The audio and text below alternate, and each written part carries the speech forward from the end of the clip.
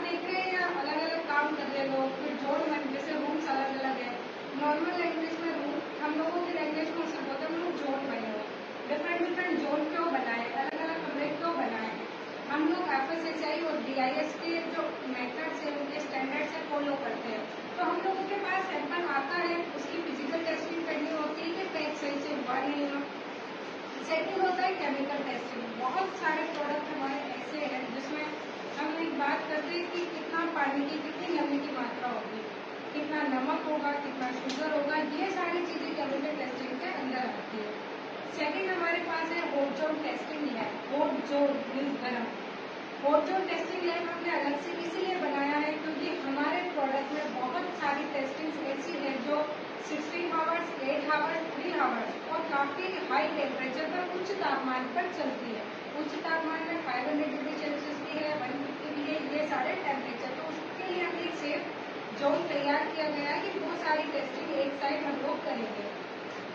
एक हमारे पास है packaging material testing lab. Packaging material जिसमें हमारा जो फिनिश फूड पैक होता है, बॉटल हुआ, कार्टन हुआ, लैमिनेट हुआ, बैग हुआ, ये या कुछ भी प्रोडक्ट हो सकता है हमारा।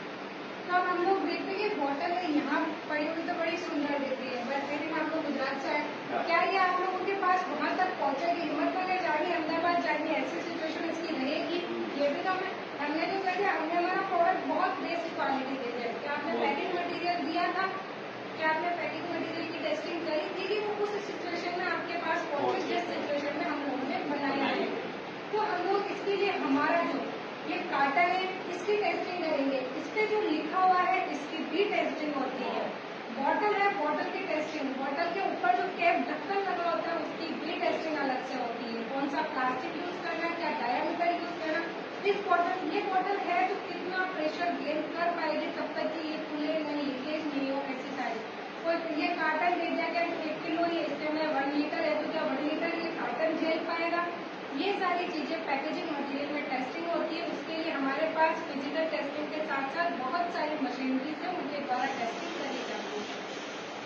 आगे है इंस्ट्रूमेंटल लैब। इंस्ट्रूमेंटल लैब में हमारे पास हाई टेक्नोलॉजी के और बहुत लेटेस्ट एडवांस टेक्नोलॉजी के इंस्ट्रूमेंट है, जिसमें यूनिट स्पेक्ट्रोमीटर, टिंटोमीटर, काल Fisher, refractometer, gas chromatography.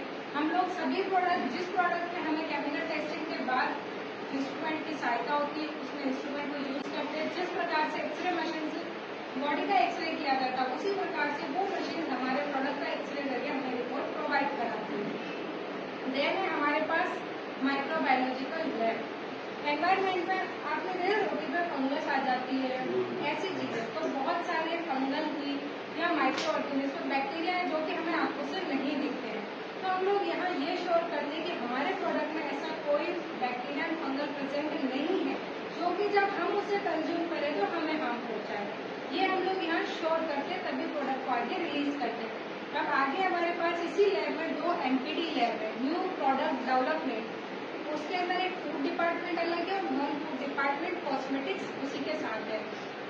Food department में हम लोग देखते हैं RCM में हर थोड़े दिन में नया फूड कोई ना कोई प्रोडक्ट प्रोवाइड कराता है, जैसे मधु संयम से पहले चटनी, रसगुल्ला, ये सब। तो ये सब बिस्किट्स नए, ये सब आते कहाँ से? इन सब का डेवलपमेंट कहाँ से होता है?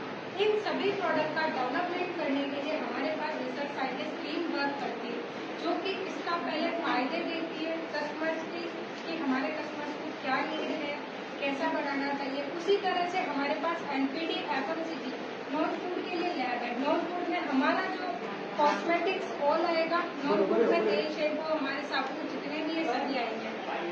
नॉन फूड में हमारे हाइजीन प्रोडक्ट भी है, जिसमें मेनली फीमेल्स के लिए एक क्वेश्चन रहता है कि हम जो सैनिटरी नैपकिन यूज कर रहे हैं वो सेफ है क्या, हाइजीन वो सेफ है क्या? बिल्कुल। तो हाँ, जो हम लोग फीमेल्स के लिए सैनिटरी नैपकिन यूज करने के लिए RCM जो लाया है, उन सैनिटरी नैपकिन की भी हम लोग प्रॉपर टेस्टिंग करने के बाद भी मार्केट में रिलीज करते हैं। काजल, लिपस्टिक, कुछ भी चीजें यूज करें वुमेन्स के लिए तो माइंड में रहता है कि ये तो हमारे लिप्स पे यूज करी, क्या पता कैसी होगी कैसी नहीं होगी। आप लोग यहाँ आए हैं, आपने देखा है टेस्टिंग हो रही है, फिर आप आराम से ट्रस्ट करिएगा। हम लोग आपको बुलाते भी इसीलिए कि आप लोग आइए, अपनी आंखों से देखिए। जितने भी आपको प्रोडक्ट मिलते हैं without testing quality excellence centre पे कोई भी बाहर रिलीज नहीं किया जाता। यहाँ जितने भी प्लांट है हमारे इस लोकेशन पे, उनमें सभी प्रोडक्ट का raw material, semi finish good and finish good. Raw material में जैसे हमें आटा पीसना है तो गेहूं तो बाजार से खरीदना होगा, क्योंकि इतनी क्वांटिटी में गेहूं RCM भी नहीं उगा सकता। तो वो गेहूं किस क्वालिटी का ले हम, कि हमारा जो फिनिश गुड है वो बहुत अच्छी क्वालिटी का है, ये हम लोग हमारा पहले रॉ मटेरियल चेक करते हैं, ताकि हमारा जो फिनिश गुड है वो कभी खराब नहीं हो। देन एक माइंड में क्वेश्चन वो रहता है, अदर लोकेशन वाले प्रोडक्ट्स का क्या करते होंगे आप।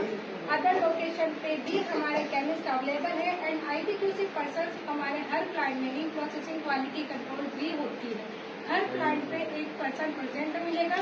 देन जब हमारा प्रोडक्ट वहाँ उस लोकेशन से यहाँ तक ट्रांसपोर्ट में आता है, हम लोग दोबारा सैम्पलिंग करते हैं रैंडमली एंड देन उस प्रोडक्ट की टेस्टिंग करी जाती है। उसको क्वालिटी पैरामीटर्स पर ओके करने के बाद ही प्रोडक्ट को बाहर रिलीज किया जाता है। RCM का क्वालिटी एक्सीलेंस सेंटर अपने प्रोडक्ट की क्वालिटी प्रूव करता है और अपने कंज्यूमर्स की हेल्थ को ध्यान में रखते हुए, उनका स्वास्थ्य की सुरक्षा करते हुए अपने प्रोडक्ट की क्वालिटी और गुणवत्ता को बढ़ाता है। धन्यवाद। जय RCM।